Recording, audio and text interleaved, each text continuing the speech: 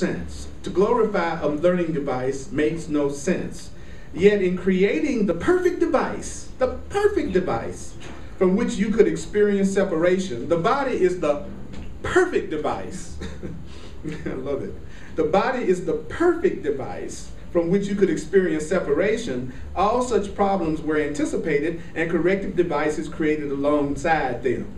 You could not fully experience separation without a sense of self as separate, and you could not fully experience anything. You could not fully experience anything. You could not fully experience anything without your free will.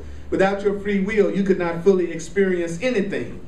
A separate self with a free will operating in an external world, as well as a spirit self desiring the experience of separation, would naturally lead to a situation where the whole range of experiences available to a separate being would exist. Okay, that last sentence said everything. Wow. Mm-hmm. That last sentence said everything. I'll say it again. Thank you. Of course.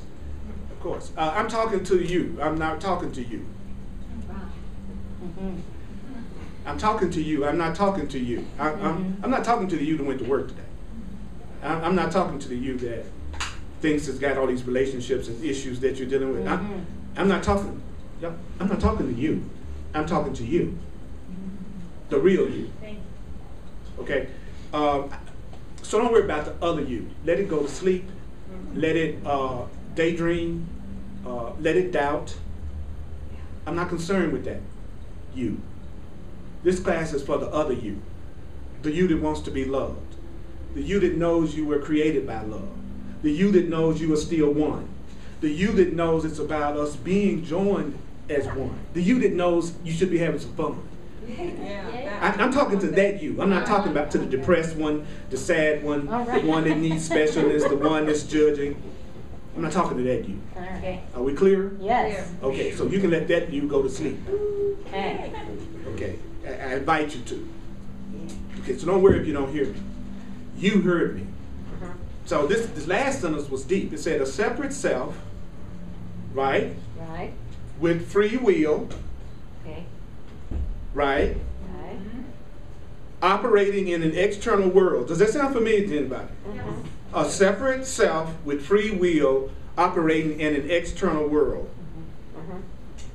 As well as a spirit self desiring the experience of separation. So you are a spiritual self that desires to have the experience of separation. So you have a separate self with a free will that seems to be operating in an external world because you are a spiritual being that desire to have the experience of being separate. You are a spiritual being who desire to have an experience of being separate, and your body was created as the perfect learning device, okay? Your body was created as the perfect learning device to allow you to experience the separateness. Yeah.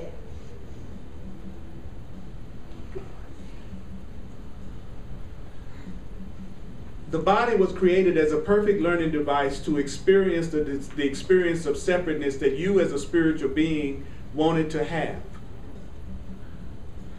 So deep. So the fact that you wanted to have the experience of being a separate being led to all of these situations that you're going through that you would go through if you were a separate being living in an external world. So what did I just say? We got what we wanted. And what was it that we got what we wanted, and what was it that we wanted? To be separate. We wanted separateness. We wanted to be separate. We wanted to be separate. What could be, and it says right here, what could be a better way to pull that off than to have a body? Because with the body, I do look like I'm separate from you. I do look like I'm different from you, and you look like you're different from me. But the problem is, I started to identify with the body that I made in order to experience separation.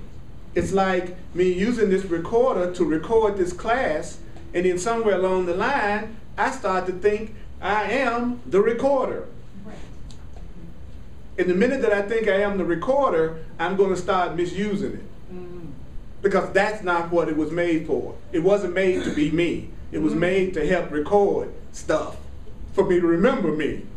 Your body was made to help you remember who you really are as a spiritual being, but somewhere along the line, through the experience of having pleasure and pain, you identified with your body, and now you think your body is you, and now you glorify your body and try to use it to make yourself special. Have a nice day. Yeah. Does anybody you don't have to agree with that. It's not about you agreeing with me, but did you understand what I said? Yeah. See, the agreement. Why did we want to be separate? Because we wanted to have the experiences that you would have if it appeared as if you were separate. You wanted to go skiing. You wanted to go skiing, hiking, going to movies, walking through parks, wearing clothes, buying houses, driving cars. Good sex. Good sex. Well, we could have good sex, but we could make up the idea of guilt and sin that blows it for a lot of people. They wouldn't, you could have good sex, but you're too busy thinking there's something wrong with that, which is really, would have to be an idea that was made up by a mind that thought it was guilty. Guilty sex comes from a guilty mind. So if a guilty mind has guilty sex and it gives itself punishment, which is some form of pain through that sex act. So then it figures, because I'm going through pain, this must be wrong to do, but I don't know I'm going through pain because I think it's wrong. I don't think it's okay. That's why I'm going through the pain. Not because what I did was wrong, but because what I think I did was wrong. And guess what? The part of us that wants to have separation is absolutely against any form of joining. And sex is a form of joining. And everything in this world at the level of fear and separation is against joining. So if you want to simplify things really quick, all you have to do is say, there's a part of me that wants to be separate, and there's a part of me that is one and joined. There's a part of me that wants to be different from you all, and there's a part of me that wants to be joined with you all. The part of me that wants to be different from you all, wants to be separate, has a body to be separate with, that I'm enjoying doing separate things. Now, the problem with that is, when I identify with my body, I'm going to misuse my body because it wasn't made to be me. It was made to give me an experience.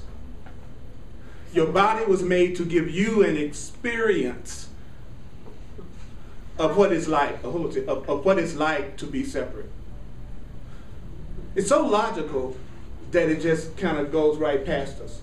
Innocently. Yeah. It's like, why do you think we're separate? Because we want to be. But it looked like two people had sex, and you were born, and then you had to make it ever since then. Right? Right. That's a lie. You forgot that you chose all of this so that you could have the experience of it sincerely. Because if you remembered that it was an illusion, you wouldn't experience it the way you're experiencing it right now. Wow. There comes a time, though, just like in any dream, that you have to wake up again. And those of us who are drawn to this type of teaching are old souls who are ready to wake up out of the dream of separation and difference and fear and attack. Yeah. The part of us that still wants it defends against everything like this. And the easiest way to defend against it is through pain and through unconsciousness and through conflict and through fear and through sickness and through lack, because all of those things make you identify with the body as being the only thing you are. My knee got hurt. I am this body with the aching knee. I have indigestion. I must be the body with indigestion. The pleasure and pain are the tools that we use to keep us thinking we are only physical bodies and not unlimited spiritual beings. And we do it through pleasure and we do it through pain. And when you believe you're guilty, then you have to pay for your pleasure with some form of pain. So every time you have a good time, or something goes right for you, or you feel good, you follow it up with some type of conflict or pain or unhappiness. That's why people get nervous when things are going good for too long a time. They're expecting at any moment the shoe is going to drop. Right, because we expect pleasure and pain, good, bad. Keeps me separate, keeps me in the body. What were you getting ready to say? This sounds very cursory, but what if it's, I know this is a bodily whatever, what if it's not a consensual thing, then it's not of the light? If something's like not consensual, if something's not too higher, our spiritual beings, do you know what I'm saying? Even with sex, even with agreeing on things, trying to come together on, what is that? I don't understand your question. What if let's say it's a sexual situation that's not consensual? It's not a. Okay, and here's where I'm gonna make everybody mad. There is no situation that is not consensual. Right, no, and I get that. There is no situation that's not consensual. There are situations that appear to be unconsensual or not consensual. Because it's just physical. Well, actually, every experience is an experience that we choose at some level for the awakening and development of our soul. Now, the Course in Miracles says it's not about believing that when you try to start at that level, it is a trick of your ego to keep you from going deeper into understanding the truth. Isn't that interesting? Because if you say something like that to the average person, they immediately want to dismiss the whole thought system. Doesn't that make sense? If I say to you that there's no such thing as something happened to a person that was not at some level their request or happening at their consent, that's a good way to make a person who's just beginning to wake up go, that's a bunch of crap, and I'm going to stop right now. So that's why when you get into that, even though you have a very legitimate question, but when you get to that, when you start at that level, it's really a defense against accepting the truth. You don't start with the most difficult concepts